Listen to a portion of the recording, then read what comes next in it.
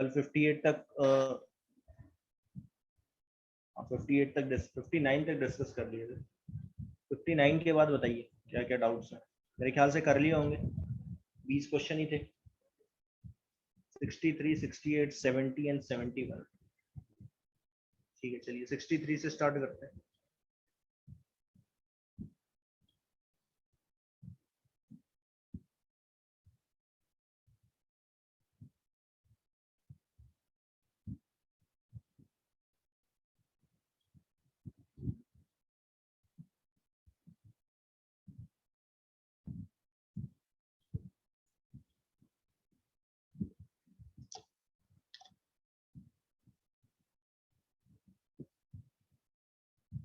चलिए ठीक है, देखिए क्या बोल रहा है क्वेश्चन में। Two very long straight wire carrying current as shown in the figure, find all location where the net magnetic field is zero. आपको लोकेशन बतानी है। अब लोकेशन का मतलब यहाँ पे लोकस से है, ध्यान देना, locus of all the point where net magnetic field is zero. चलिए अब देखिए, एक चीज समझ लीजिए, दोनों में ना same amount of current flow कर रहा है, तो मैग्नेटिक फील्ड वहीं कैंसल आउट कर पाएंगी।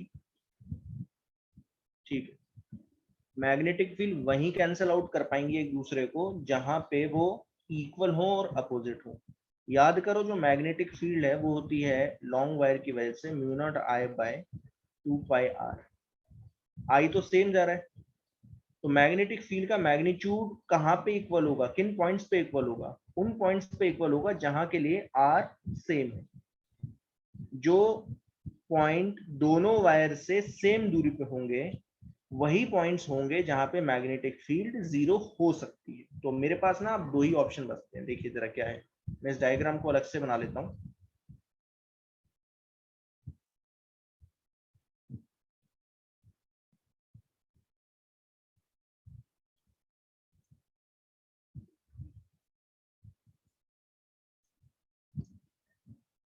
ठीक है, देखिएगा, ऐसे पॉइंट ना मैं आपको दिखा देता हूं, आपको आप खुद बता दोगे बल्कि। देखिए ये लाइन दिख रही है आपको, या तो इस लाइन पे जो भी पॉइंट है, अगर आप ढंग से देखोगे, ये जो लाइन है ये इससे 45 डिग्री एंगल पे, अगर आप ढंग से देखोगे तो पता चलेगा कि इस लाइन पे अगर आप कोई भी पॉइंट लेते हो तो आपको पता चलता है कि वो दोनों से इक्वल डिस्टेंस पे रहेगी। इससे अगर आर दूरी पे है तो इससे भी आर दूरी पे है। एक तो ये लाइन हो सकती है और एक लाइन ये हो सकती है, देखिए ये भी हो सकती है। बात समझ में आ रही है क्या बोल रहा हूँ?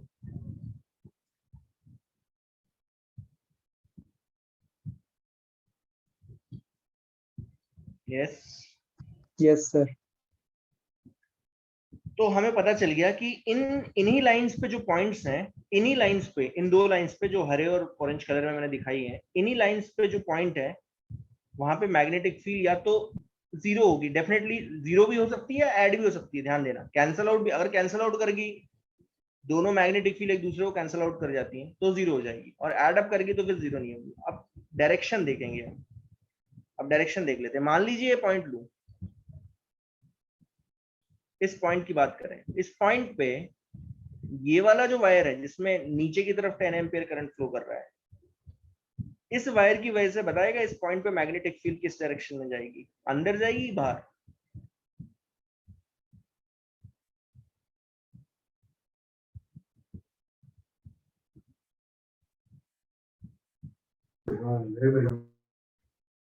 इनसाइड।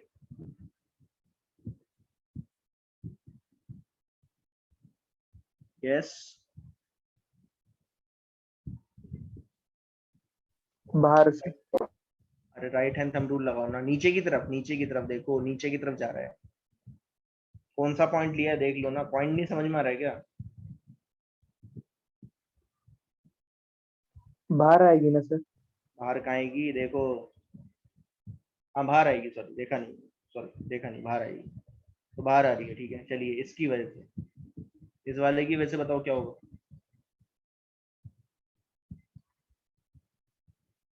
इनटू इनसाइड जाएगी। क्या एक दूसरे को कैंसिल आउट कर सकती हैं? कर सकेंगी, डेफिनेटली करेंगी, ठीक है ना, क्योंकि इक्वल है और अपोजिट है तो कैंसिल आउट कर जाएंगे। तो इतने वायर पे, तो डेफिनेटली इतने वायर पे क्या हो रहा है, नेट मैग्नेटिक फील्ड जीरो आ रही है, ठीक है। अब इस पे देख लेते हैं, इस पे देखेंगे इतने पे आ रही है कि नहीं। अगर याद होगा ऐसा क्वेश्चन कराया हुआ है मैंने, यहाँ बताइए क्या होगा। पहले वाले वायर की वजह से किस तरफ आ रही है,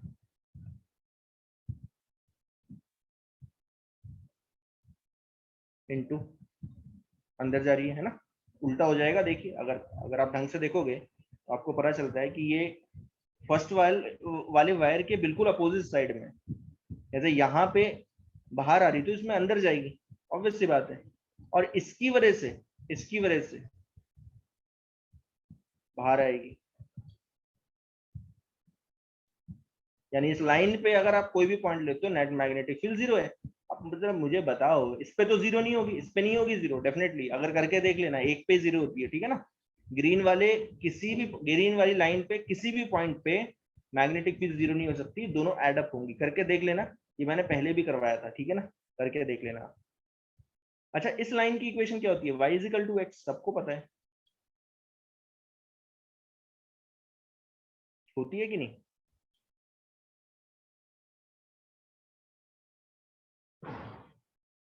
यस सर।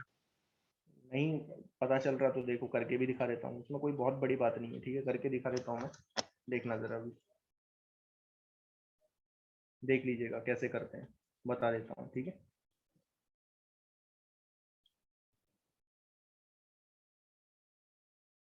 मान के चलिए कि ये जो पॉइंट है,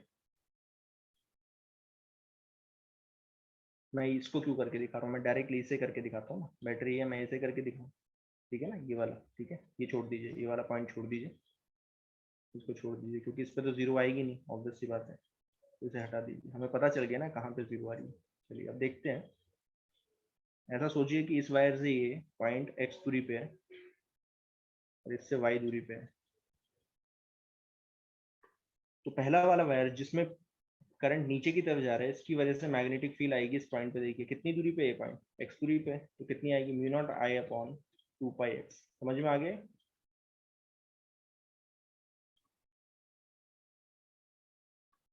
यस, समझ में आया। Yes sir. ठीक है, तो बी टू आ रही है mu naught I upon 2 pi Y, ये जाएगी अंदर की तरफ।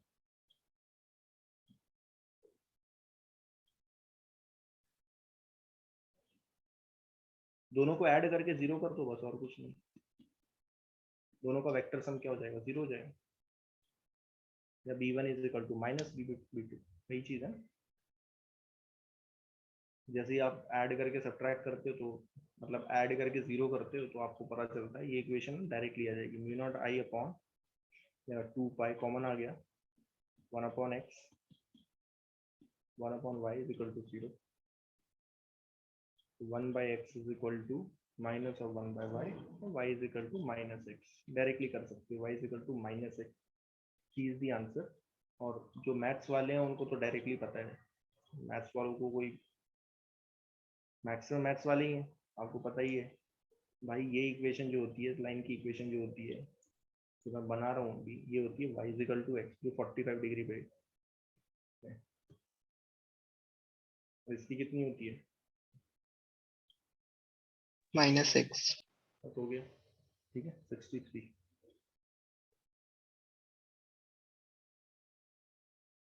चलिए 63 हो सर गया। आपका आवाज बहुत धीरे आ रहा है। थोड़ा दूर बैठा हूँ। चलिए आप ठीक है। Yes sir. चलिए 63, और कौन सा था, 64 भी।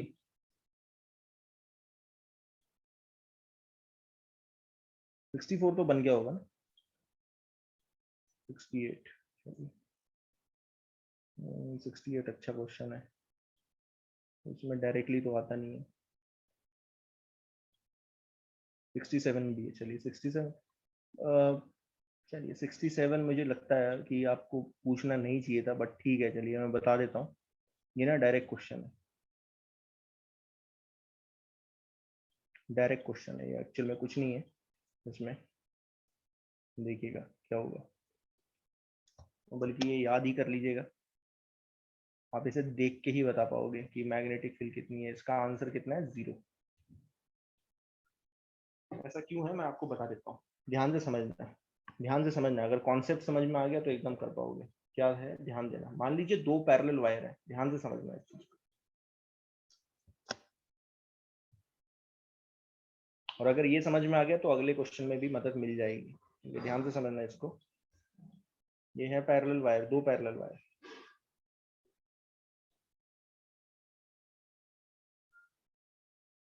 ठीक है? ध्यान से समझना इस चीज को, ठीक है?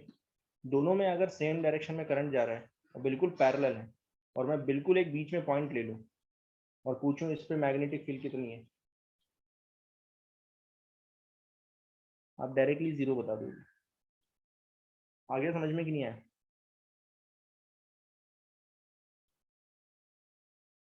Yes sir. कॉन्सेप्ट है, आप देखो ना, अगर आप ढंग ढंग से देखोगे तो पता चलता है। जो पॉइंट है वो पहले वायर से x दूरी पे और दूसरे से भी x दूरी पे। तो अगर मैं नेट मैग्नेटिक फील्ड पूछूंगा तो आप बोलोगे सर दोनों की वजह से बताओ, तो पहले वाली की वजह से आएगी μ0I/2πx, ठीक है? डायरेक्शन होगी पहले वाले की वजह से अंदर की तरफ, दूसरे की वजह से आएगी μ0I/2πx, इसकी डायरेक्शन होगी बाहर की तरफ। तो दोनों क्या हो जाएंगे, सब्ट्रैक्ट हो जाएंगे। आ गया समझ में? Yes sir. तो ये कॉन्सेप्ट है। अब यहाँ पे देखिएगा, अब ध्यान से समझिए, ध्यान से समझना। अगर सेम डायरेक्शन में, अगर अपोजिट डायरेक्शन में, तो फिर एड अप हो जाएंगे। ध्यान देना, अगर एक में ऊपर की तरफ जा रहे हो और एक में नीचे की तरफ जा रहे हैं करंट, तो फिर एड अप हो जाएंगे, ठीक है ना? ध्यान देना। अब ध्यान से समझो, ये देखिए, ये वायर जो है ए बी, ये क्यूब है, ध्यान देना इस चीज को। ये क्यूब है, दिस इज अ क्यूब,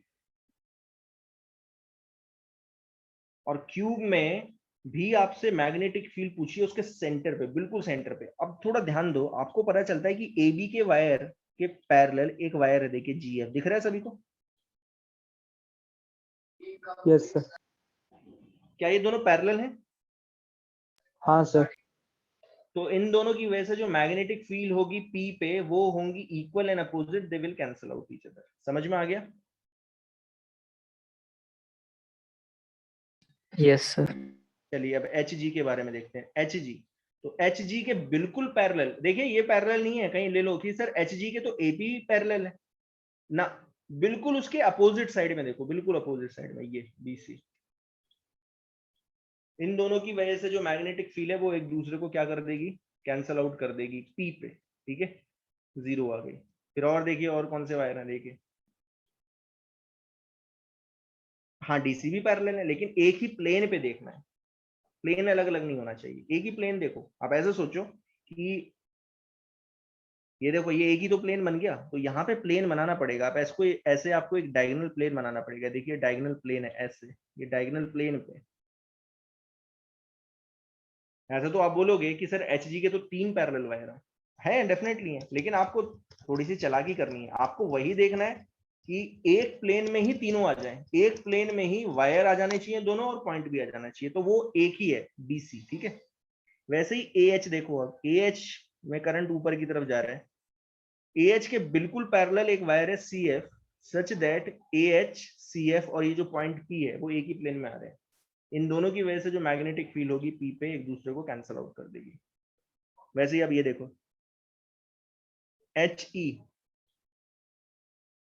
और डी सी, ये दोनों क्या है, एक दूसरे के पैरेलल हैं, such that H E D C और ये जो पॉइंट पी है ये एक ही प्लेन में लाई कर रहे हैं। तो इन दोनों की वजह से जो मैग्नेटिक फील्ड है पी पे, वो एक दूसरे को कैंसल आउट कर देगी। समझ में आ रहा है ना? Yes sir. चलिए लास्ट 2 वायर बीई के कॉरस्पॉन्डिंग डीसी, ये दोनों की मैग्नेटिक फील्ड पी पे एक दूसरे को कैंसिल आउट कर देंगे। और लास्ट एडी और ईएफ, एक दूसरे को कैंसिल आउट कर देंगे। क्या आंसर है डायरेक्टली? 0। तो याद रखना है, अगर ऐसा कहीं दिख जाता है, क्यूब बना दे कोई, फिर कैसा भी स्ट्रक्चर बना दे, आप अगर ऐसा कर पा रहे हो कि सेम प्लेन में दो वायर हैं, ठीक है ना, और इन सच अ वे प्लेन में जो वायर हैं, दो वायर, उनमें करंट पैरेलल है, बिल्कुल करंट सेम डायरेक्शन में जा रहा है और पॉइंट भी उसी प्लेन में लाई कर रहा है, दोनों की कैंसिल आउट कर देंगे, ठीक है ना, दोनों की मैग्नेटिक फील्ड कैंसिल आउट कर देंगे, ठीक है ना। तो जनरली ऐसा होता है, ठीक है। ये केस में 0 है डायरेक्टली। नेक्स्ट देख लेते हैं, ठीक है, डायरेक्टली आंसर 0 है। नेक्स्ट में भी यही देखेंगे, अगर ऐसा कहीं दिख रहा है तो हम कैंसिल आउट करते जाएंगे, और जहां नहीं दिख रहा होगा वहां पे फिर हमें देखना पड़ेगा, ठीक है, देख लेते हैं।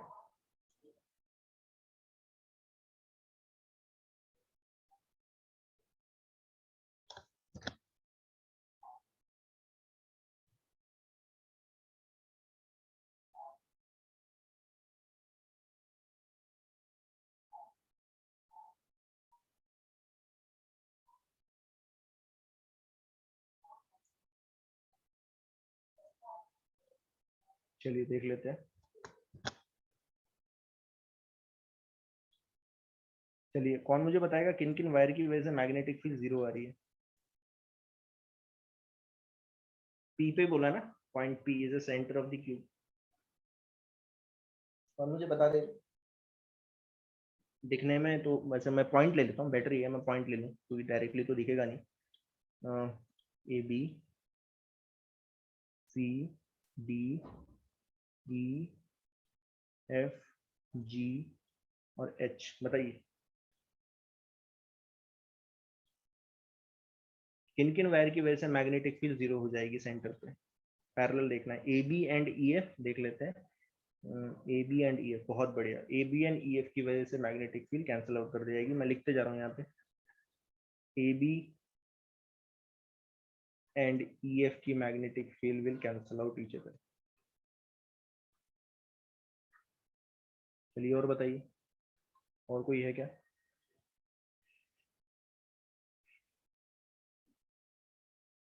सी डी एंड जी एच, बिल्कुल बढ़िया, ठीक है। अब देखो, जी एच आपको लगेगा कि सर जी एच में तो ऐसा हो रहा है, देखिए कि यहाँ से करंट आ रहा है ऐसे, और यहाँ से होता हुआ ऐसे जा रहा है। अरे वो छोड़ो कि कहाँ से आ रहा है कहाँ नहीं जा रहा है, आप ऐसे सोचो कि इस पूरी वायर में एक ही डायरेक्शन में करंट जा रहा है, आप ऐसे देखो बस, ठीक है, और एक ही डायरेक्शन में जा रहा है पूरी वायर में, देखो इसी डायरेक्शन में जा रहा है ना, ठीक है। और इसमें भी देखोगे, अगर सी डी में देखोगे तो इसी डायरेक्शन में आ रहा है, और सी डी और जी एच एक ही प्लेन में है, और पी भी एक ही प्लेन में है, ठीक है ना, तो सी डी और जी एच की भी मैग्नेटिक फील्ड क्या हो जाएगी?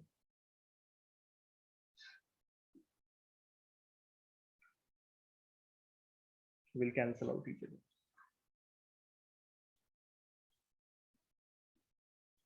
और किसी का हो रहा है क्या, देखिए?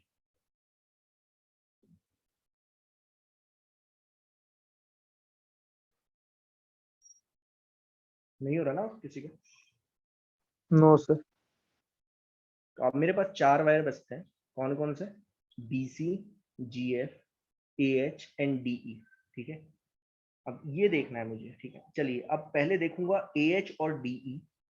तो ध्यान से ना, जब मैं ए एच और डी ई की बात कर रहा हूँ तो ध्यान से समझना, आप ऊपर से देखो उसे, ऐसे देखो।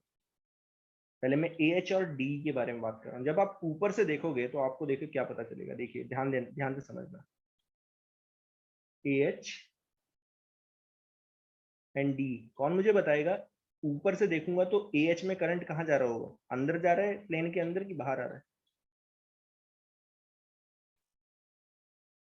इनटू, बहुत बढ़िया, अंदर जा रहा है, ठीक है, ए एच। और डी ई में क्या हो रहा होगा? आउट ऑफ डी, बहुत बढ़िया। और जब आप ऊपर से देख रहे हो तो आपको पूछा है, आपसे पूछा है कि यहाँ पे बताओ कितने कितना है मैग्नेटिक फील्ड, ठीक है ना। जब आप ऊपर से देखते हो तो ये है y, ठीक है, ये है x, और z ऊपर की तरफ, ऊपर से देख रहे हो ना पहले। चलिए, कौन मुझे बताएगा ए एच की वजह से मैग्नेटिक फील्ड किस डायरेक्शन में होगी?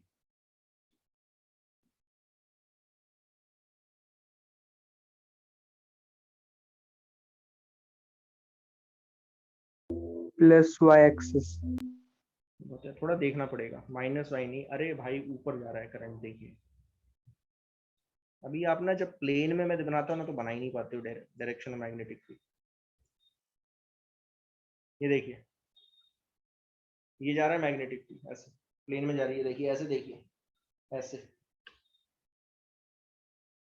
देख पा रहा है, देख पा रहे हो, ऐसे जा रही है, हम अंदर जा रहा है, तो यहाँ पे जो पॉइंट है वो इस तरफ लाई कर रहा है ऐसे, ठीक है। तो यहाँ अगर मैं बनाऊंगा ना तो कुछ ऐसे जाएगी, देखिए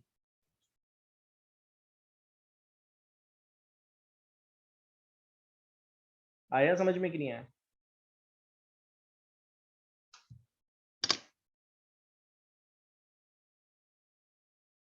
अरे भाई आया कि नहीं? Yes sir. इसे B1 मान लो, AH की वजह से मान लो AH, ठीक है। और ये आप लिख पाओगे, कोई बहुत बड़ी बात नहीं है, ये लिख भी पाओगे। मैं लिख भी देता हूँ, कोई प्रॉब्लम नहीं है। कौन मुझे बता देगा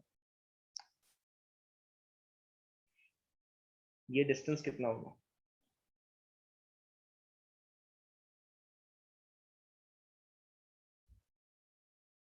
कौन बता सकता है ये डिस्टेंस कितना है?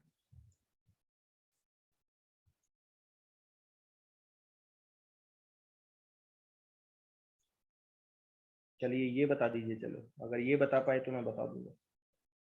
ऊपर से देखोगे, कौन मुझे बताएगा ये F और H के बीच का डिस्टेंस कितना है? उसका आधा होगा।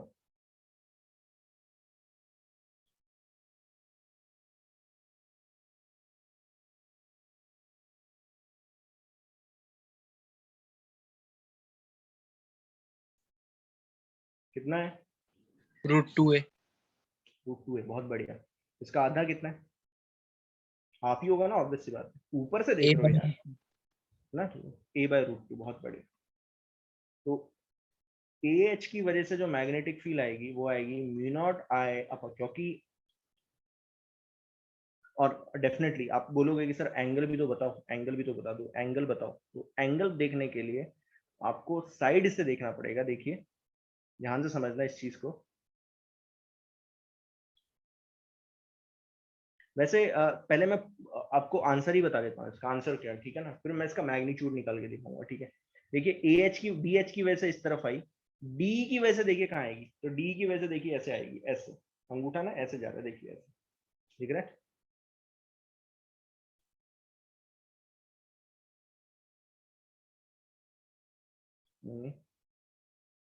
इस तरफ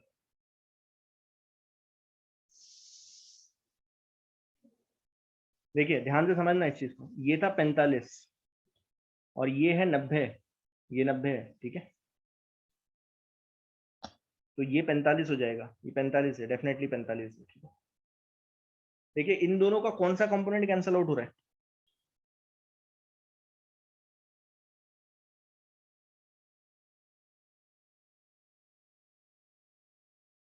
साइन। साइन कॉस, मतलब साइन कैंसल आउट हो गया, तो इन दोनों की वजह से जो नेट मैग्नेटिक फील्ड आ रही है वो इधर आ रही है, ठीक है, इधर आ रही है, इस तरफ आ रही है बेसिकली, यानी कि वाई डायरेक्शन में आ रही है। कहने का मतलब ये कितनी आएगी मैं बता दूंगा, अभी मैं कैलकुलेशन करके बता दूंगा, लेकिन फिलहाल मैं डायरेक्शन देख रहा हूँ, क्या पता डायरेक्शन से ही आंसर निकल जाए, क्योंकि इसमें 2 पॉइंट आ रहे हैं। देखिए ऐसे, magnetic field at point P towards plus Y axis, फिर माइनस एक्सिस, ठीक है। तो ये आया आपका किसकी वजह से? ये आया AH और D की वजह से। अब BC और GF की वजह से देखो, तो BC और GF के लिए आप देखोगे इधर से, देखिए ऐसे, ऐसे देखोगे, फिर से 2 वायर बना दो, ये हो गया BC और ये हो गया GF।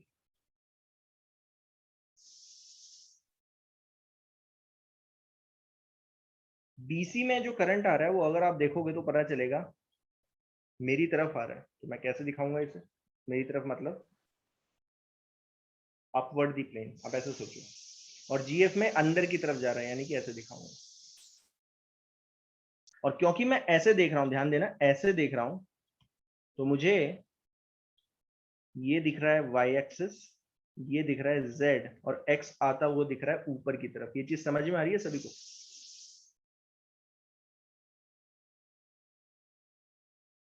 Yes sir. ठीक है, चलिए अब मुझे बताओ कि बीसी की वजह से जो मैग्नेटिक फील्ड है वो किस तरफ होगी। मैं बना रहा हूँ, देखना जरा कि सही बनाई है कि नहीं। मैं बना रहा हूँ, देखिए जरा मुझे बताओ ये सही बनाई है कि नहीं मैंने।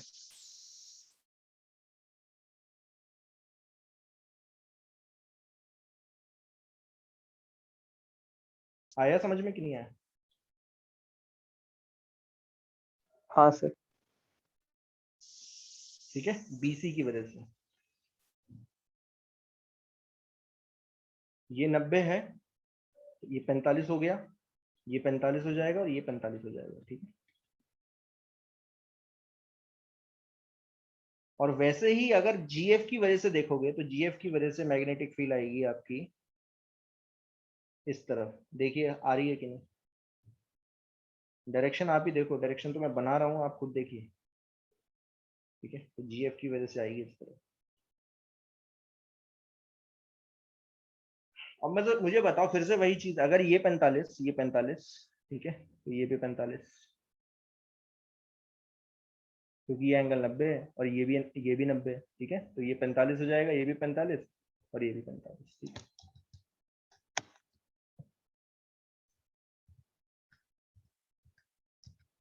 बताइए कौन कौन से कंपोनेंट कैंसिल आउट हुए।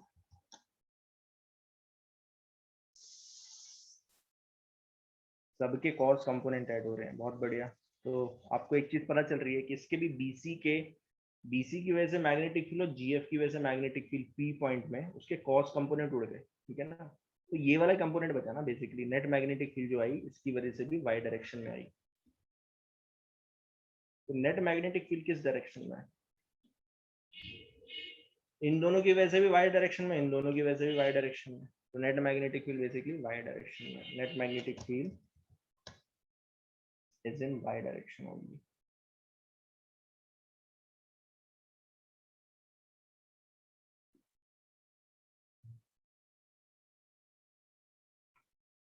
अब आप बोलोगे कि सर ये भी बता दो कि नेट मैग्नेटिक फील्ड है कितनी, ये भी बता दो।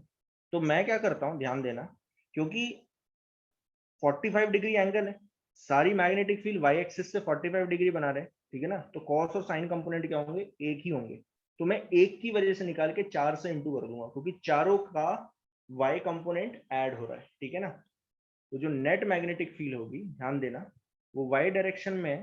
ठीक है ना, लेकिन वो कितनी है, 4 times the magnetic field due to any one wire. तो मैं कोई भी एक वायर की वजह से निकाल लेता हूँ, कौन सी वायर की वजह से निकाल लू, बीसी की वजह से निकाल लेता हूँ। ठीक है, ठीक है, क्लियर है?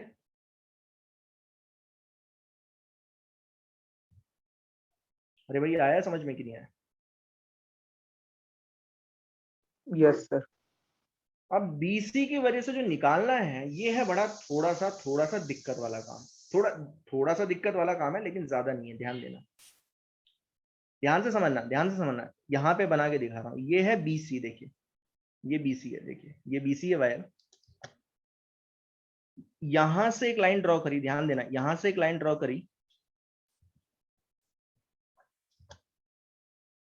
जो जाएगी पी पे, यहां से लाइन ड्रॉ करी जो जाएगी पी पे। और आप ऐसे देखोगे, देखिए ऊपर से डायगोनली देखोगे तो आपको ना कुछ ऐसा दिखेगा, देखना जरा, मैं यहाँ पे बना दे रहा हूँ।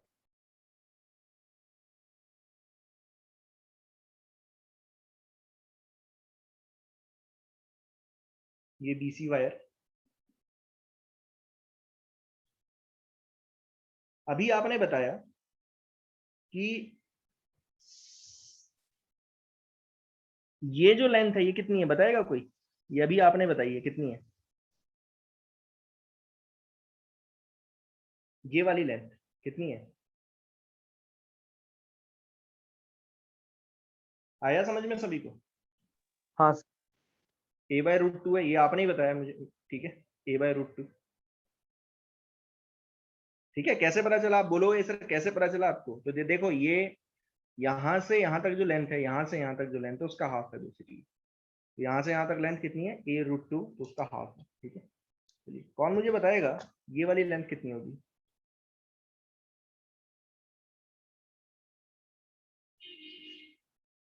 बिल्कुल कॉर्नर पे जो पॉइंट्स होते हैं उनके बीच में कितना डिस्टेंस होता है, जो सबसे मैक्सिमम डिस्टेंस क्यूब में हो सकता है वो कितना होता है, बताएगा कोई?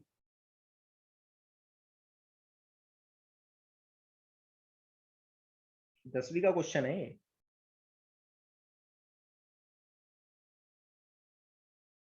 जो क्यूब के सबसे दूर जो पॉइंट्स रहते हैं वो कौन से हैं, जैसे ये G एंड D, वैसे ही B एंड E। तो B और E के बीच का डिस्टेंस कितना है, √3 है। अरे आया क्या? हाँ सर।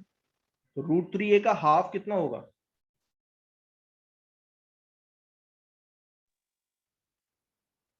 आ गया समझ में? 3/√2 अपॉन। हाँ, √3 और ये हो गया a/√2। क्लियर है यहाँ तक? यहाँ तक कोई प्रॉब्लम नहीं होनी चाहिए। तो यहाँ से ये वाला एंगल φ1 और ये वाला एंगल φ2 पता चल जाएगा आपको। तो मेरा जो आंसर आएगा, ध्यान देना, वो क्या आएगा, 4 μ0I अपॉन 4πr। r क्या है? r है a/√2। ध्यान देना, sin φ1 प्लस sin φ2 और इसका 4 टाइम्स। तो 4 उड़ गया, √2 μ0I पाई a। 45 मत ले लेना, मैं फिर बता रहा हूँ, 45 मत ले लेना, ठीक है ना। अच्छा, मुझे एक और चीज करनी है यहाँ पे, एक और चीज करनी है। 4 times of magnetic field BC नहीं है, उसका कौन सा कंपोनेंट है, 45 कॉस कंपोनेंट है। बात समझ में आई क्या? कि मैंने लिया नहीं है, आया समझ में? Yes sir. ठीक है, सबका कॉस कौन सा कंपोनेंट है, कॉस कंपोनेंट ऐड हो रहा है, साइन कंपोनेंट नहीं। तो 4 times the cos component of BC, basically cos 45 1/√2। sin φ1 sin φ2 हम यहाँ कहां से निकाल लेंगे, ट्राइंगल से निकाल लेंगे। कौन मुझे बताएगा sin φ1 sin φ2 कितना है?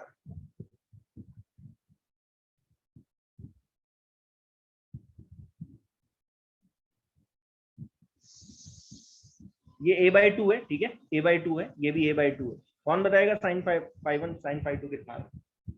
sin φ1 कितना आ रहा है, देखिए कितना आ रहा है, a/2 √3 a/2। आया समझ में? Yes sir. 1/√3। सो 1/√3 प्लस 1/√3, क्योंकि sin φ2 भी उतना ही आएगा। तो आपका आंसर आ रहा है, देखिए ये आ रहा है, √3 cancel out, μ0I √3 pi a into 2।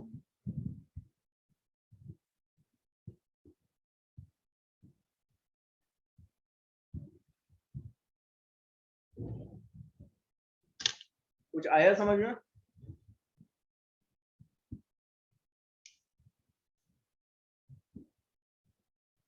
Yes अरे सर। आया कि नहीं समझ में? थोड़ा सा बड़ा था, ऑब्वियस सी बात है।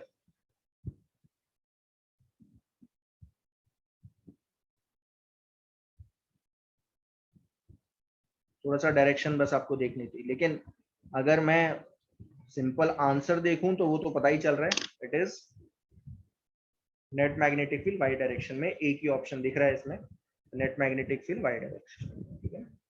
मैग्नीट्यूड अगर निकालने को बोलते तो इस तरीके से पूरा निकाला जाता है, ठीक है, क्लियर है?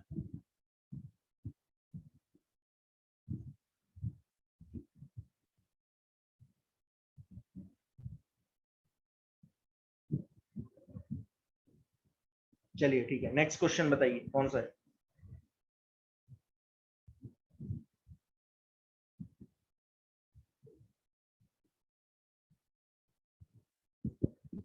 सेवेंटी।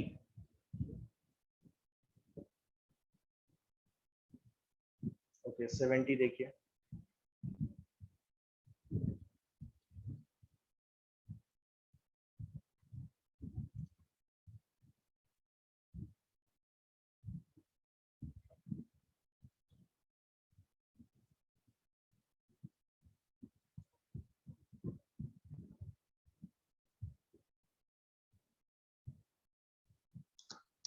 सेवेंटी देखिए अब क्या है, क्या बोल रहा है देखिए। 3 infinite current carrying wire conductor are placed as shown in the figure. 2 wires carrying same current। दो वायर हैं, दिख रहा है इसमें कौन कौन सी हैं वो, एक तो ये वायर है, इसमें आई करंट फ्लो कर रहा है ऊपर की तरफ,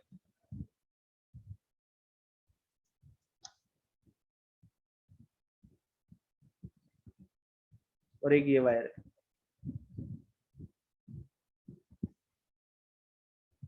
ठीक है। ध्यान देना ये ए नहीं है, ये अल्फा है, ये इन्होंने गलत बना रखा है, ये अल्फा है, ए हो ही नहीं सकता एक्चुअल में, ए कभी भी साइड एंगल नहीं लिया था, ये अल्फा है, ठीक है ना, this is alpha. Carrying same current while current in the third wire, अब थर्ड वायर जो है वो है कहां पे दिख रही है, थर्ड वायर इज अननोन, ठीक है, while third wire is unknown. अच्छा ये है थर्ड वायर, ये वायर, ये वायर, ये थर्ड वायर है, ठीक है ना, ये थर्ड वायर है। The third wire while current in the third wire is unknown, ये आपको निकालना है बेसिकली, ठीक है ना। The three wires are electrically insulated from each other, obvious सी बात है, एक का करंट दूसरे में नहीं जा रहा है, अलग अलग जा रहा है। All of them are in the plane of paper. Which of the following is correct about point P, which is also in the same paper, ठीक है, इस पे पूछा है, यहाँ पे पूछा है, यहाँ बताइए। तो सबसे पहला है कि magnetic field intensity at point P is 0 for all value of x, ये पॉइंट P जो है वो यहां से x दूरी पे, ध्यान देना। तो पहला पॉइंट है कि मैग्नेटिक फील्ड जो है P पे वो 0 है for all value of x what ever is the current in the third wave, ठीक है ना। पहला ऑप्शन क्या सही दिख रहा है, चलिए देख लेते हैं, ठीक है, ध्यान से समझना। कौन मुझे बताएगा कि ये जो पॉइंट है P वो पहली वाली वायर से कितने डिस्टेंस दूरी पे है, सेम डिस्टेंस दूरी पे है ना दोनों से। Yes sir. देखिए इस ट्राइंगल से आप निकाल सकते हो, देखिएगा ये x है, ठीक है, ये x दे रखा है क्वेश्चन में, ये अल्फा है, और इसको मैं r ले लूं तो ये 90 डिग्री हो गया, ठीक है। तो यहाँ पे r और x के बीच में एक रिलेशन है, देखिए क्या है, बताएगा कोई। r बाई एक्स क्या हो जाएगा, sine alpha, sine alpha, yes sir. तो r क्या हो गया, x साइन अल्फा, ठीक है। और वैसे ही ये भी r ही है, ध्यान देना, ये भी r ही होगा, उतना ही डिस्टेंस दूरी पे है, क्योंकि एंगल सेम दे रखा है।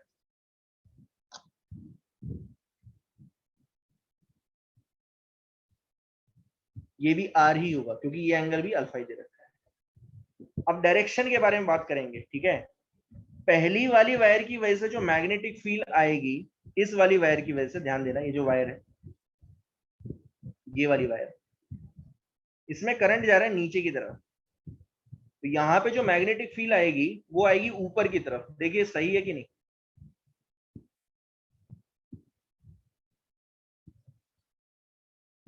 दिख रहा है सभी को, देखिए ऐसे ऊपर की तरफ आ रही है। वैसे ही दूसरी वाली वायर की वजह से यहाँ पे मैग्नेटिक फील्ड आएगी, दूसरे वाले वायर में कहा जा रहा है करंट, ऊपर की तरफ जा रहा है, उतना ही करंट है, कितना आ रहा है, mu naught I upon 2 pi R, R same है, समझ में आ रहा है मैं क्या बोल रहा हूँ।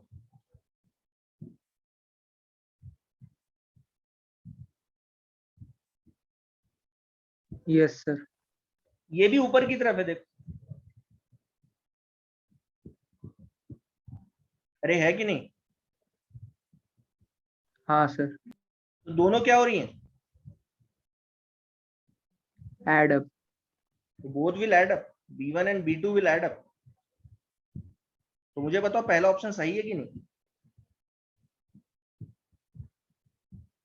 तो पहला ऑप्शन हो गया गलत, पहला ऑप्शन बोल रहा है कि magnetic field at point P is 0 for all value of x what ever be the current in the third wave. अरे भाई जब B1 B2 ही कैंसल आउट नहीं हो रही, तो थर्ड वेव की, थर्ड वायर की वजह से कुछ भी रहने दो भाई, B1 B2 ही कैंसल आउट नहीं हो रही। अगर ऐसा होता, हाँ ऐसा हो सकता है कि आप बोलोगे कि सर B1 B2 ऐड हो रही है, तो ऐसा हो सकता है कि जो थर्ड वायर है उसमें एक स्पेसिफिक डायरेक्शन में करंट फ्लो करा दिया और कुछ अमाउंट में फ्लो करा दिया, सच दैट कि जो थर्ड वायर की वजह से मैग्नेटिक फील्ड है वो इन दोनों के सम के इक्वल आ जाए और अपोजिट डायरेक्शन में आ जाए, तो कैंसल आउट हो जाएगी। आ सकती है, लेकिन हर एक करंट के लिए नहीं आएगा, इसमें बोला है कि what ever is the current in the third wire, which is not possible, ठीक है ना, एक स्पेसिफिक तरीके से ही आ सकता है। तो पहला तो गलत हो गया, ठीक है ना। अब दूसरा क्या बोल रहा है, if the current in the third wire is 2i upon sine alpha, अगर मान लीजिए कि इसमें करंट फ्लो करा दिया 2i upon sine alpha from left to right. अब लेफ्ट टू राइट किस तरफ, इस तरफ देखिए, देख लीजिएगा ऐसे ना,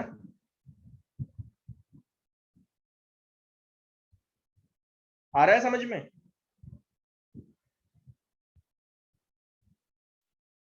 हाँ सर। तो बोल रहा है the magnetic field will be zero at point P for all value of X. क्या हो सकता है ऐसा?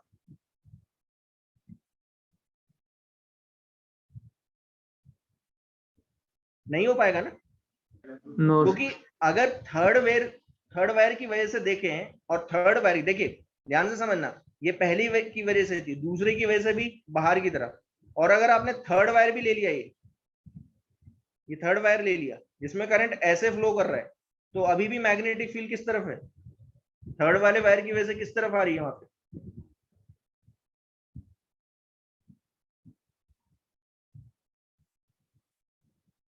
आउट। तो तीनों क्या हो जाएंगी, एडअप हो जाएंगी, तो नेट मैग्नेटिक फील्ड जीरो नहीं आएगी, तो दूसरा भी गलत हो गया। तीसरा आप चेक करते हैं, तीसरा क्या बोल रहा है, तीसरा बोल रहा है कि अगर मैं उतना ही 2i बाय साइन, यहां पे कर रहा हूं, ठीक है बैटरी है यहां पे कर रहा हूं। हाँ अब देखिए उसने बोला कि मैं 2i by sine alpha flow करवाऊं, लेकिन राइट टू लेफ्ट, अब क्या जीरो आ सकती है? हाँ अब जीरो आ सकती है, यस सर। क्योंकि 2i बाय साइन अल्फा की वजह से जो मैग्नेटिक फील्ड है वो आएगी अंदर की तरफ। तो अगर ऐसा हो गया कि B1 B2 का जो सम, देखिए B1 B2 का सम कितना आ रहा है, तो B1 B2 का सम आ रहा है, देखिए यहां लिख दे रहा हूं, mu naught I by 2 pi R, इसका डबल हो जाएगा। क्यों आएगा डबल, समझ में आया? हाँ क्योंकि सर। B1 और B2 का जो मैग्नीट्यूड है वो सेम है और सेम डायरेक्शन में, तो डबल कर लो एक का, तो ये आया mu naught I upon 2r, but r x की टर्म्स में क्या है, नॉट 2r पाई r, देखा नहीं, बट r x की टर्म्स में क्या है, तो r x की एक्स साइन टर्म्स में क्या अल्फा। है, x sin अल्फा। तो ये आया B1 B2, ठीक है। अब B3, तो B3 में मान रहा हूं magnetic field due to third wire. अच्छा ये जो पॉइंट है ना P, ये इस वायर से कितनी दूरी पे, x दूरी पे है, अगर आप ढंग से देखोगे तो x दूरी पे है, ठीक है, परपेंडिकुलर डिस्टेंस x है। तो B3 जो आएगा वो आएगा mu naught 2i by sine alpha, ये तो करंट फ्लो कर रहा है, अपॉन 2 पाई x, ये चीज समझ में आ गई, 2 उड़ गया, आ गया mu naught I upon pi x sine alpha. पता चला ये तो दोनों के सम के इक्वल आ रहा है, तो B3 है वो B1 और B2 के सम के इक्वल आ रहा है, समझ में आया? हाँ सर। बट इसकी डायरेक्शन अपोजिट है, जीरो। जीरो आ जाएगा, तो B1 plus B2 will be cancel out by B3 for any value of x। इसमें x की वैल्यू का कोई रोल ही नहीं है, क्योंकि ऊपर भी जितना x यहाँ पे उतना ही x यहाँ पे, for any value of x। समझ में आया? तो थर्ड सही है। इसी क्वेश्चन को ना क्या पूछ सकते थे, ध्यान देना, मैं आपसे इस तरीके से पूछ सकता हूँ, find out the locus of all the point, find out the locus of all the point where net magnetic field is zero. तो आप क्या आंसर करोगे? कौन से पॉइंट है वो सारे, बताएगा कोई?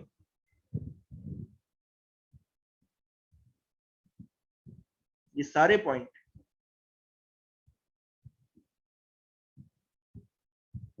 आया समझ में? Yes sir. इन सारे पॉइंट का कॉम्बिनेशन क्या है? लाइन है वो। लाइन है, कौन सी लाइन है? Y axis. So the locus of, ऐसा ही पूछ सकते हैं, ठीक है ना, locus of all the point where net magnetic field is 0 is y axis.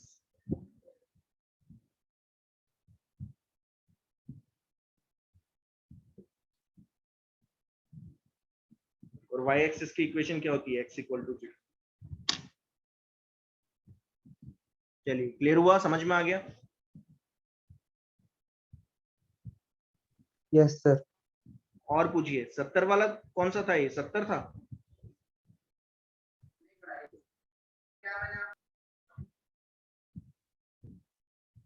और बताइए, और कौन सा था इसमें डाउट?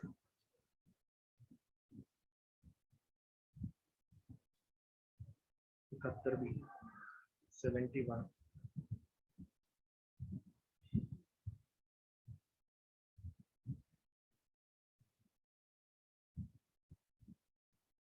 चलिए देख लेते हैं। ये भी हैं यहाँ तक? ये ऐसे ही पूछे जा रहे हो कि सर कुछ तो पूछना ही है, पूछ लेते हैं।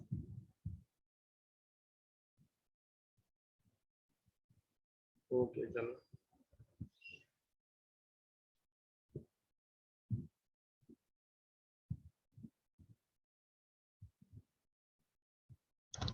करते रहोगे तो अभी पता नहीं चलेगा। अभी आपको लग रहा होगा कि सर इतने क्वेश्चंस क्यों करवा रहे हैं, इतना सब कुछ क्यों कर रहे हैं। आपको धीरे धीरे पता चलेगा।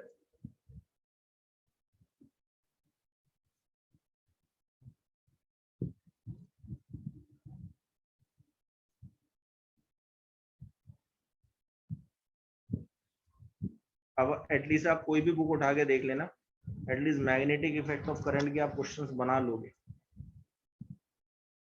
इसमें मैग्नेटिक फील्ड फाइंड आउट किया जिसने सॉल्व किए हैं ढंग से, चाहे आप सेंगेज उठा के देखो या क्या बोलते हैं डीसी पांडे उठा के देखो, कोई भी उठा के देख लेना, आराम से बना लोगे कुछ।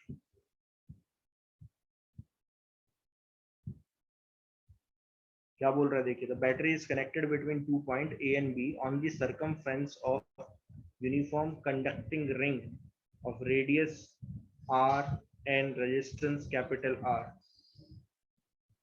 देखिए,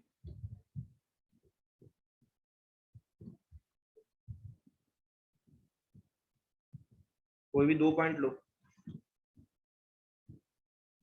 पता नहीं ये क्यों नहीं बना, ये तो बताया था मैंने आपको।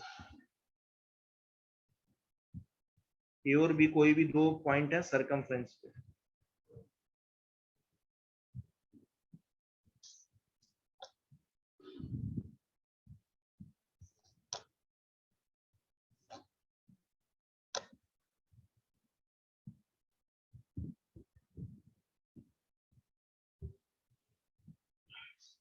ए और बी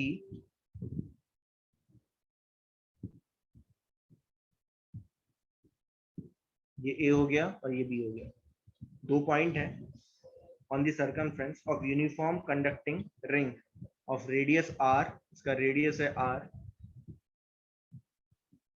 और रेजिस्टेंस है पूरी रिंग का कैपिटल आर। ठीक है, one of the arc of the ring, one of the arc of the ring A B suspend an angle theta. Imagine करो इसको मैं आगे लेके गया ऐसे, क्या आंसर है बताएगा कोई? बताया तो है ये आंसर, कुछ है ही नहीं इसमें एक्चुअली। प्रोपोर्शनल बोल रहा है कि suspend an angle theta at the center, the value of magnetic field, magnetic induction at the center due to current carrying ring, इन दोनों की वजह से। अब देखिए, अगर इसमें अगर आपने क्या किया, करंट फ्लो करवाया, तो करंट जो है ऊपर जाएगा, नीचे जाएगा, ऐसे होता हुआ निकल जाएगा यहाँ पे। ये एंगल थीटा है तो ये कितना होगा? 2 पाई माइनस थीटा। कितना आता है आंसर इसमें? सेंटर पे कितना आता था? कराया तो था ये।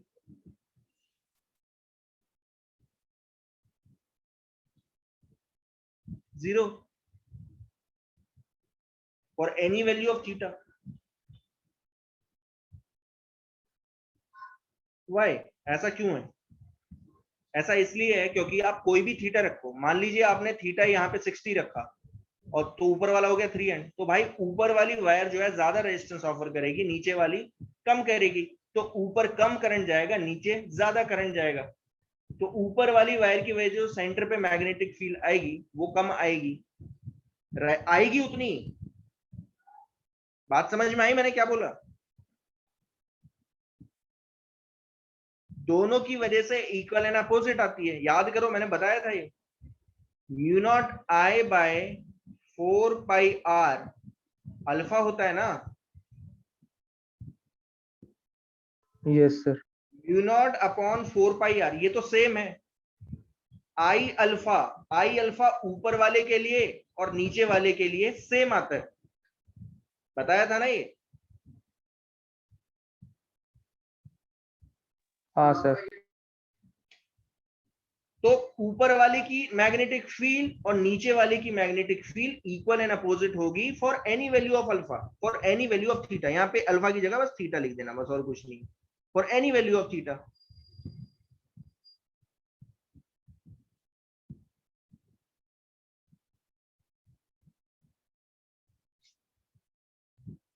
ठीक है, तो नेट मैग्नेटिक फील्ड कितनी है? 0 है सेंटर से डायरेक्टली, कुछ नहीं, for any value of theta.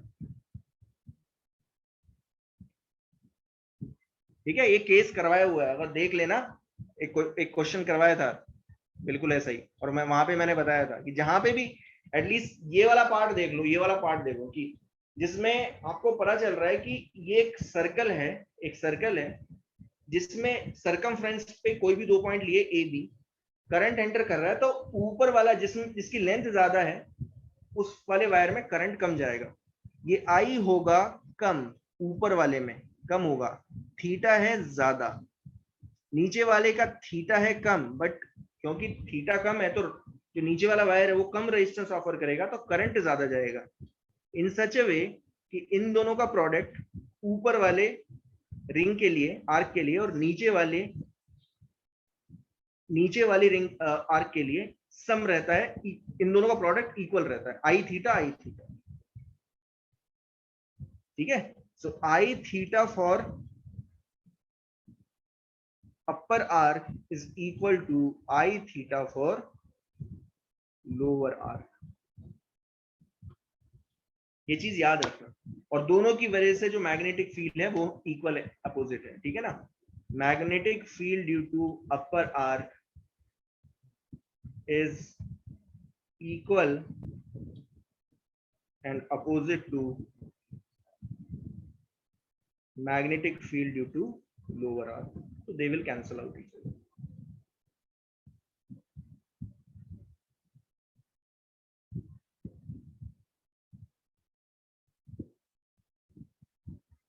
Clear हुआ?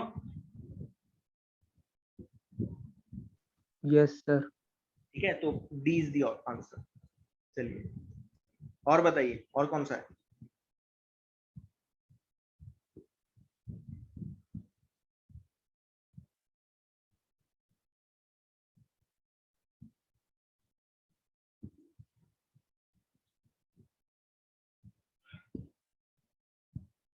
यस,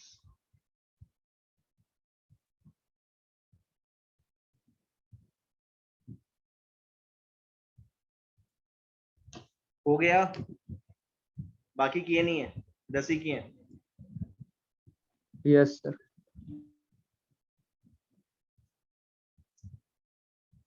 चलो 76 तक में। ठीक है, अब देखिए क्या करना है आपको, ध्यान से समझना। मैं आपको ना बता दूंगा अब आपको कहाँ से सॉल्व करने हैं। आपने एटलीस्ट ये तो कंप्लीट ही कर लिए, 4-5 जितने भी क्वेश्चन है कंप्लीट कर लेना। ठीक है ना, मैं आपको बताऊंगा कि कहाँ से, आज मैं भेज दूंगा कि अब कहाँ से सॉल्व करना है आपको। ठीक है ना, कहाँ से सॉल्व करना है, ठीक है, ये आज मैं भेज दूंगा।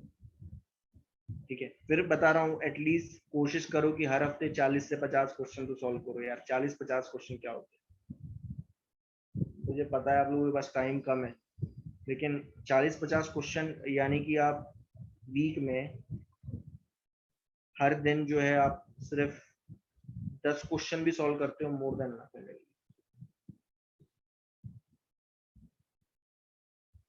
10 क्वेश्चन तो सॉल्व करो, 10 भी नहीं तो 7-8 सॉल्व करो, लेकिन हर रोज करो।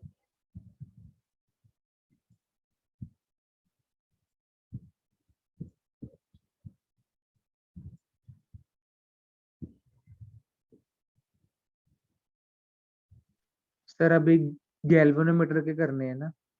हाँ, उसके 2-3 क्वेश्चन रह गए थे, वो तो ये खत्म हो जाएगा पूरा पूरा। चलिए देखिए,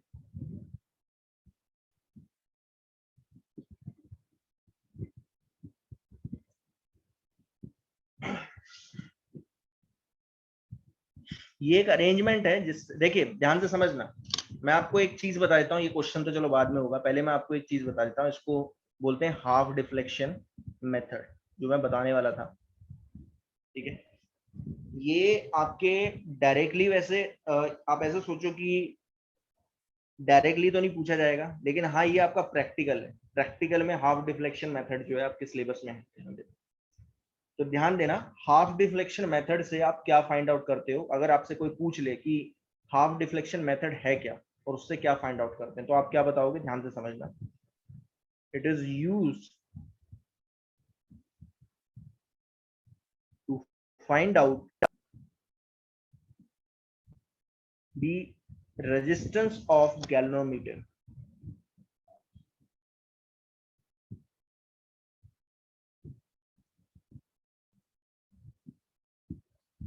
वैसे गैल्वेनोमीटर के रेजिस्टेंस फाइंड आउट करने के बहुत सारे तरीके हैं। रेजिस्टेंस, गैल्वेनोमीटर का रेजिस्टेंस आप मीटर बिट से भी फाइंड आउट कर सकते हो, लेकिन आपसे अगर कोई पूछेगा, मान लीजिए आपसे कोई वाइवा में पूछ लेगी बताओ गैल्वेनोमीटर का रेजिस्टेंस कैसे फाइंड आउट करोगे, तो आप क्या बोलोगे? Sir half deflection method.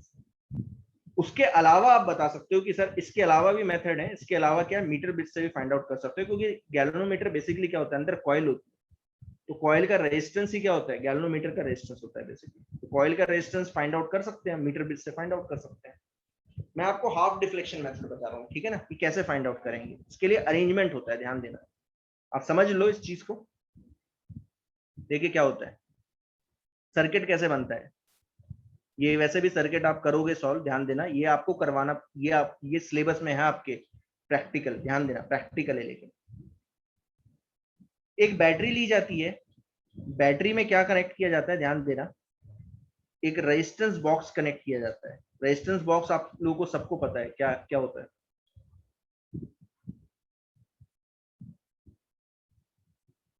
मैंने आपको दिखाया था ना रेजिस्टेंस बॉक्स कैसा होता है। यस, पता है ना सभी को। हाँ सर। तो आप इस बैटरी के, बैटरी यानी कि यहाँ पे ये क्या है basically, battery eliminator. Battery eliminator भी दिखाया था सभी को, हाँ सर। ठीक है। तो बैटरी एलिमिनेटर 6 वोल्ट पे, 4 वोल्ट, जहां पे भी आपको बेसिकली 4 वोल्ट पे करवाते हैं, मैक्सिमम जो है आपको 4 वोल्ट पे करवाएंगे। तो 4 वोल्ट आप अप्लाई कर देना। इसके पॉजिटिव से आप क्या करोगे, एक रेजिस्टेंस बॉक्स कनेक्ट कर दोगे, ठीक है। रेजिस्टेंस बॉक्स दिया जाएगा आपको, कनेक्ट करवाना सिखा देते हैं वो, ठीक है। फिर दूसरे टर्मिनल से एक वायर जाएगा, वो कनेक्ट होगा गैल्वेनोमीटर से। मेथड बता रहा हूं, ध्यान देना, ध्यान से समझ लेना इस चीज को। गैल्वेनोमीटर से कनेक्ट हो जाएगा। गैल्वेनोमीटर में 2 टर्मिनल दिखाए थे, रेड एंड ब्लैक। रेड से कनेक्ट कर दो, ठीक है। फिर ब्लैक से एक वायर ले जाके कहां कनेक्ट कर देना है,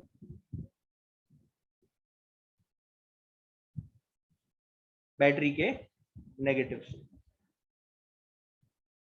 ये तो पहला ऑपरेटर है, इतना तो आपको पहले करना ही करना है। इसके अलावा आपको क्या करना है, इसके अलावा देखिए, समझने की कोशिश करना। ये बिल्कुल वैसा है कि जैसे मान लीजिए गैल्वेनोमीटर है, ध्यान से समझना इस चीज को। ये आपका गैल्वेनोमीटर है, ऐसा दिखेगा आपको गैल्वेनोमीटर।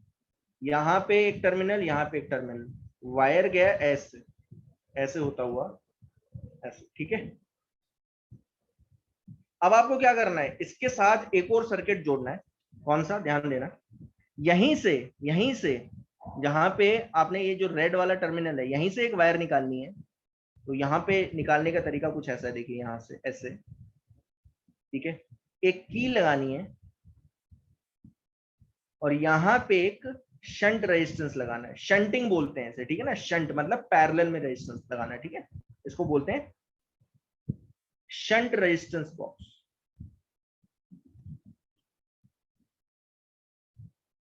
तो इसके पैरेलल में, गैल्वेनोमीटर के पैरेलल में एक शंट रेजिस्टेंस बॉक्स लगाना है, तो ये भी एक रेजिस्टेंस बॉक्स हो गया, मतलब यहाँ पे 2 रेजिस्टेंस बॉक्स यूज किए जाएंगे।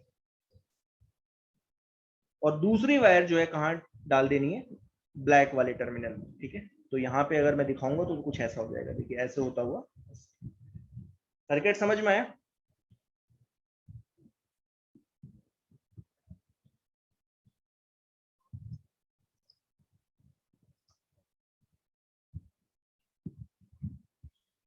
चलिए, तो इतना है, ठीक है।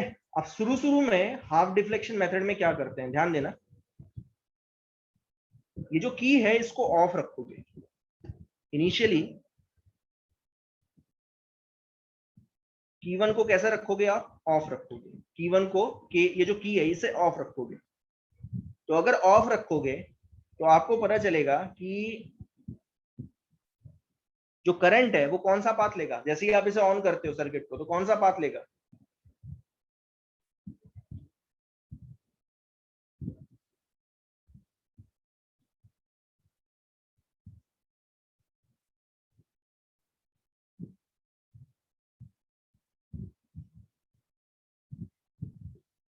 इस पाथ से जाएगा। ऐसे कुछ समझ में आया?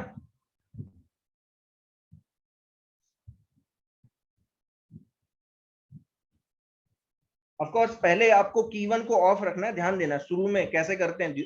शुरू में जब स्टार्टिंग में जो है आप इस एपरेटस को अप्लाई करोगे तो आपको क्या करना है, पहले की1 को ऑफ रखना है, और ये जो रेजिस्टेंस बॉक्स है R1, इससे कुछ रेजिस्टेंस निकाल लेना है, ठीक है ना।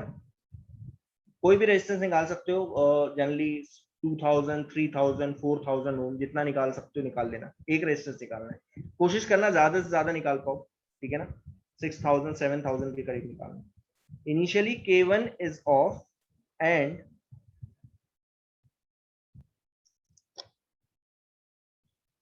apply some resistance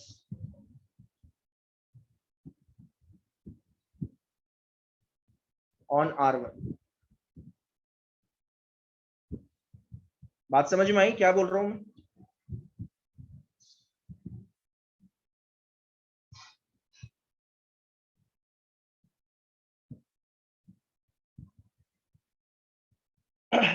तो होगा क्या, जैसे ही आप R1 रेजिस्टेंस निकालोगे रेजिस्टेंस बॉक्स से, तो क्या होगा, ये जो गैल्वेनोमीटर है ना, ये सडनली करंट दिखाना स्टार्ट कर देगा, क्योंकि इसमें कुछ करंट फ्लो कर रहा है, ठीक है।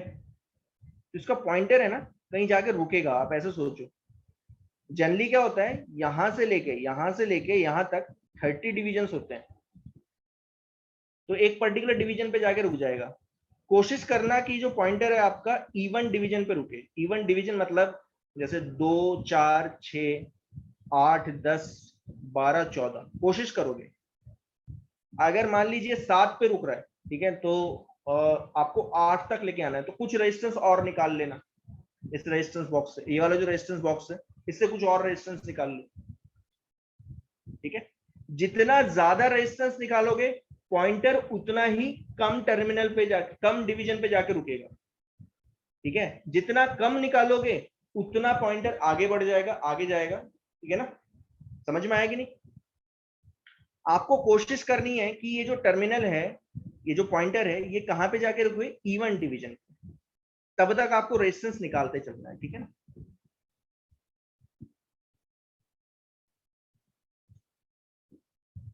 try to make the pointer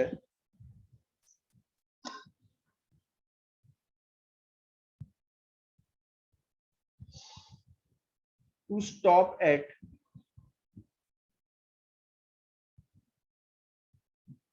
even division। ये आपको कोशिश करनी है, ऐसा हो सके, ठीक है ना। बात समझ में आई? तो आपको क्या पता चल जाएगा, आपको दो चीजें पता चले। आपको एक चीज पता चल जाएगी, क्या पता चलेगी, एक तो आई पता चल जाएगा, ठीक है। आई कौन देगा, ध्यान देना, गैल्वेनोमीटर ही दे देगा, गैल्वेनोमीटर ही रीडिंग दे देगा कि कितना आई फ्लो कर रहा है। ये R1 हो गया, R1 जो रेजिस्टेंस आपने निकाला है, ठीक है ना, जो रेजिस्टेंस बॉक्स से। और G गैल्वेनोमीटर का रेजिस्टेंस है, ठीक है ना। यहाँ पे लिख दे रहा हूं, R1 is the resistance removed, या बेटर ये मैं क्या लिखूं, रेजिस्टेंस ऑफ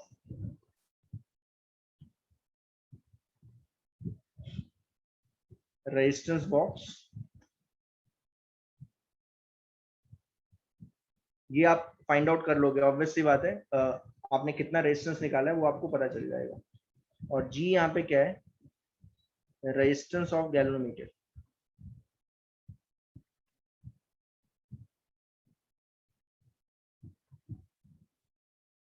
तो जो करंट फ्लो करेगा इस सर्किट में वो करेगा, अगर E is the voltage of battery है,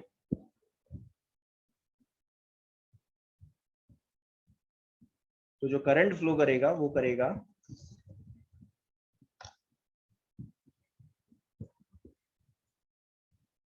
वो I है, और I आप निकाल सकते हो, I होगा E अपॉन R1 प्लस। ये गैल्वेनोमीटर शो कर देगा, ऑब्वियस सी बात है, गैल्वेनोमीटर विल शो इट, ठीक है। लेकिन मैं कैलकुलेशन करके बता रहा हूँ, ठीक है, कि कैसे आप इससे गैल्वेनोमीटर का रेजिस्टेंस फाइंड आउट कर सकते हो। ध्यान देना, अभी आपको जी पता नहीं है, ये जो गैल्वेनोमीटर का रेजिस्टेंस है यही आपको फाइंड आउट करना है, लेकिन ये आपको पता नहीं है। आपको क्या क्या पता होगा, R1 पता होगा, रेजिस्टेंस ऑफ रेजिस्टेंस बॉक्स ये आपको पता होगा, वोल्टेज ऑफ द बैटरी भी पता होगा क्योंकि वो आप ही निकाल रहे हो, ठीक है ना, आप ही जो है अप्लाई कर रहे हो। और आई जो है आपको कौन दे देगा, गैल्वेनोमीटर दे देगा कि कितना करंट फ्लो कर रहा है, गैल्वेनोमीटर रीडिंग दे देगा, ठीक है। अब आप बोलोगे कि सर यहाँ से फाइंड आउट कर सकते हैं, ई पता चल गया, R1 पता चल गया, आई पता चल गया, तो हम क्रॉस मल्टीप्लाई करेंगे, जी फाइंड आउट कर लेंगे। बिल्कुल कर सकते हो, लेकिन यहाँ पे क्योंकि ये हाफ डिफ्लेक्शन मेथड में बता रहा हूँ आपको, तो आप ऐसे नहीं करोगे, ठीक है ना, आप क्रॉस मल्टीप्लाई करके नहीं निकालोगे, ठीक है। इतना पहला प्रोसेस है, ये पहला प्रोसेस है। अब सेकेंड प्रोसेस क्या होगा, सेकेंड प्रोसेस क्या है, now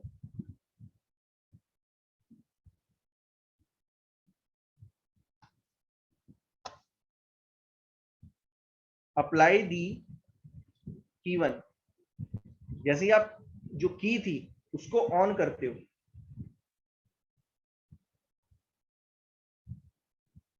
ध्यान से समझना क्या होगा।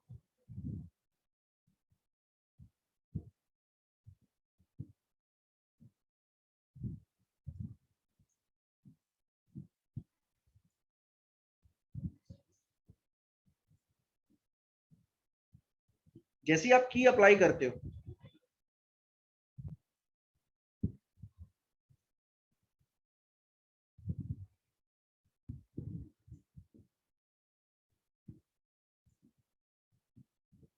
ठीक है, अब देख लीजिए, जैसे ही आप की अप्लाई करते हो तो क्या होगा, गैल्वेनोमीटर सडनली क्या होगा, गैल्वेनोमीटर रीडिंग 0 दिखाना स्टार्ट कर देगा सडनली। ऐसा क्यों है, ध्यान से समझना इस चीज को।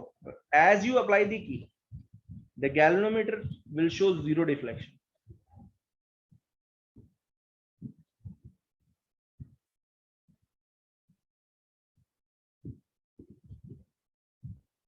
Galvanometer will show 0 deflection, 0 deflection show करना स्टार्ट कर देगा। ऐसा क्यों होता है, क्योंकि अब क्या हो रहा है, क्योंकि नीचे जो रेजिस्टेंस है, ये जो शंटिंग रेजिस्टेंस बॉक्स है, शंट रेजिस्टेंस बॉक्स है, इसमें से आपने कोई रेजिस्टेंस निकाला नहीं है, तो ये जैसे ही आप की वन अप्लाई करोगे, की वन अप्लाई करोगे, ये कितना रेजिस्टेंस अभी ऑफर कर रहा है, 0, ठीक है। तो अब क्या है, करंट जब आएगा ऐसे, तो करंट जैसे यहाँ पे पहुंचता है तो उसको दो पार्ट मिलते हैं, एक तो यहाँ से मिल जाएगा, एक यहाँ से मिलेगा। गैल्वेनोमीटर को भी कुछ रेजिस्टेंस ऑफर कर रहा है और नीचे से कोई रेजिस्टेंस अभी मिल नहीं रहा है, तो क्या होगा, करंट सारा का सारा नीचे से निकल जाएगा। बात समझ में आई मैं क्या बोल रहा हूँ।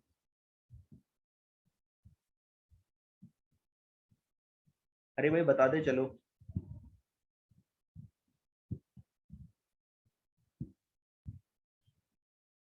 समझ में आ रहा है कुछ क्या कर रहा हूं मैं, ठीक है ना। जैसे ही आप क्या करोगे, की को ऑन करते हो तो क्या होगा, शंट रेजिस्टेंस से अभी आपने कोई रेजिस्टेंस निकाला नहीं है, ठीक है ना। जब निकालोगे तभी तो रेजिस्टेंस ऑफर करेगा, अभी कोई रेजिस्टेंस निकाला ही नहीं, तो शंट रेजिस्टेंस अभी 0 रेजिस्टेंस ऑफर कर रहा है। गैल्वेनोमीटर का तो रेजिस्टेंस है, तो करंट जब आएगा, चार्ज जब आएंगे या करंट जब आएगा, तो करंट को अब जैसे यहाँ पे पहुंचता है, दो पाथ मिलेगा, या तो गैल्वेनोमीटर से चले जाओ या नीचे से चले जाओ, तो वो कहां से पसंद करेगा, शंट रेजिस्टेंस से जाना पसंद करेगा, और वो शंट रेजिस्टेंस अभी 0 रेजिस्टेंस ऑफर कर रहा है, ठीक है ना। बात समझ में आई। तो इसलिए गैल्वेनोमीटर जीरो रीडिंग दिखाएगा, गैल्वेनोमीटर से कोई करंट जा नहीं रहा।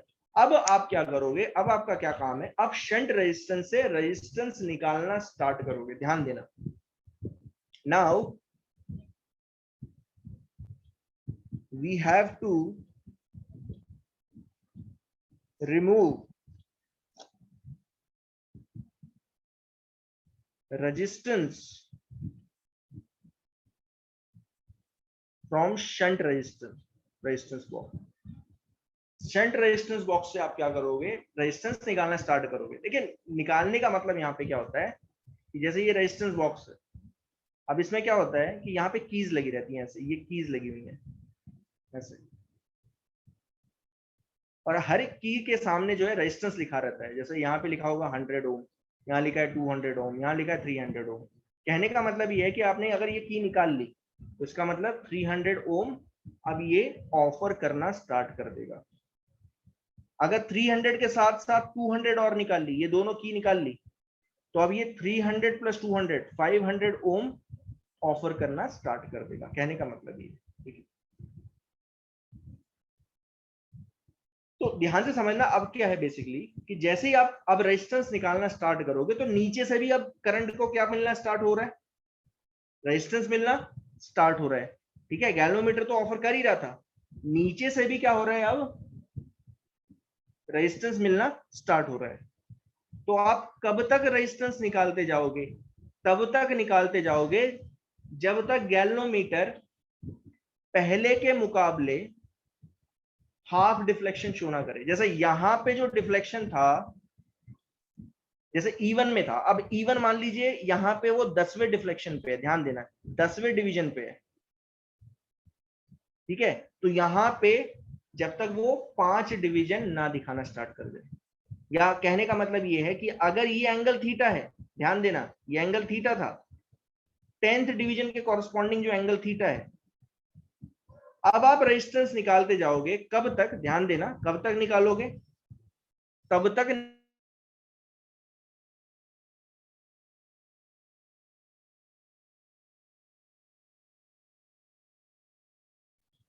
5th डिवीजन पे ना रुक जाए, या ये एंगल कितना ना हो जाए, थीटा का हाफ ना हो जाए। इसलिए इसे क्या बोलते हैं, हाफ डिफ्लेक्शन मेथड। समझ में आया क्या? Now we have to remove the resistance from the shunt resistance block until it will show theta by 2 deflection। तो यहाँ पे मैंने डायग्राम बना दिया है ताकि समझ में आ जाए, पहले थीटा था अब कितना है, थीटा बाय 2 डिफ्लेक्शन, ठीक है। तो इसका मतलब अब कितना करंट जा रहा है यहाँ पे गैल्वेनोमीटर में, कितना जा रहा है, अगर पहले आई जा रहा था तो अब कितना जा रहा है, आई बाय 2। कुछ समझ में आया क्या बोल रहा हूं मैं?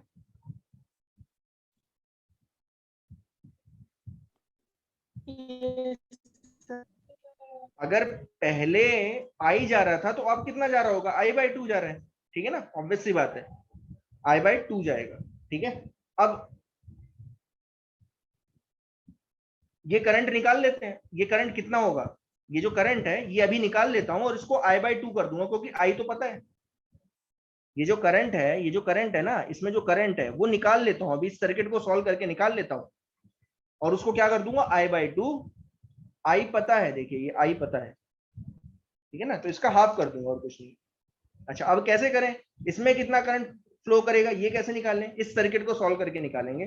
कैसे, मान लीजिए आपने शंट रेजिस्टेंस एस निकाला, S is the resistance of shunt जो रिमूव किया है, ठीक है ना। R1 पता है, S पता है, G निकालना है। पहले तो मुझे बताओ कि टोटल रेजिस्टेंस कितना ऑफर करेगा। अब मैं सर्किट को सॉल्व कर रहा हूं तो टोटल रेजिस्टेंस देखिए क्या होगा, टोटल रेजिस्टेंस R इफेक्टिव कितना होगा, सॉल्व करके दिखा रहा हूं, ध्यान देना कितना होगा। ये G गैल्वेनोमीटर और शंट रेजिस्टेंस कैसे लगे हैं, पैरेलल में, तो इनका इफेक्टिव आएगा GS upon G plus S। Parallel में लगे हैं, ठीक है। और इसमें R1 क्या लगा हुआ है, R1 कैसे लगा हुआ है सीरीज में, बेटर ये मैं इसे R1 ना लेके ना R ही ले लूं ताकि क्लियर रहे, क्योंकि कुछ है नहीं आपको फालतू में।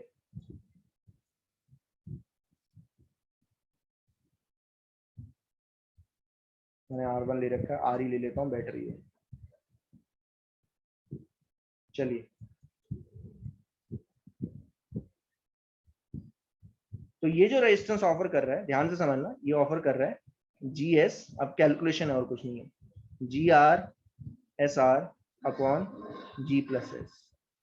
करंट कितना जाएगा, टोटल करंट कितना जाएगा करंट सर्किट में, टोटल करंट कितना जाएगा, तो वो जाएगा E upon R effective E G plus S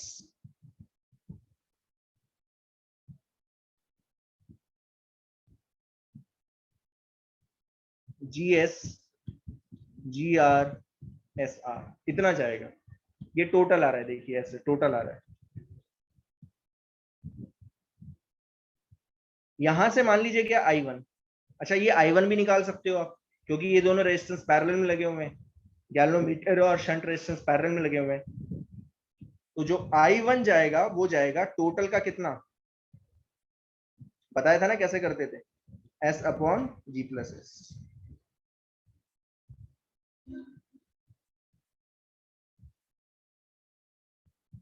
ये है टोटल,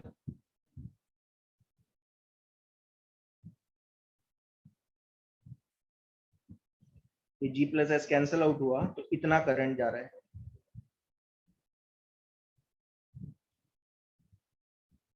और ये है कितना, बेसिकली ये I1 कितना है, ये एक्चुअल में कितना है, I/2 है, ध्यान देना, पहले के मुकाबले कितना है, हाफ है। ये दिया हुआ है ऑलरेडी, हाफ डिफ्लेक्शन मेथड यही तो है बेसिकली, ठीक है। GR प्लस SR पहले कितना फ्लो कर रहा था, पहले कर रहा था E upon R plus G, तो इसका हाफ, बस और कुछ नहीं, बस हो गया मेरा काम। ये E cancel out, cross multiply कर दो, क्रॉस मल्टीप्लाई करोगे तो ये आएगा 2SR 2SG GS GR plus SR, ये वाला SR इधर जाएगा, SG इधर जाएगा, माइनस होगा तो बचेगा SR plus SG is equal to GR। अब देखिए यहां से क्या क्या पता है आपको, शंट रेजिस्टेंस पता है आपको, R पता है क्योंकि ये दोनों आपने ही निकाले हैं, ठीक है, बस G बचता है। तो आपका आंसर देखिए क्या आया, SR is equal to G R minus S, तो G आपका आ रहा है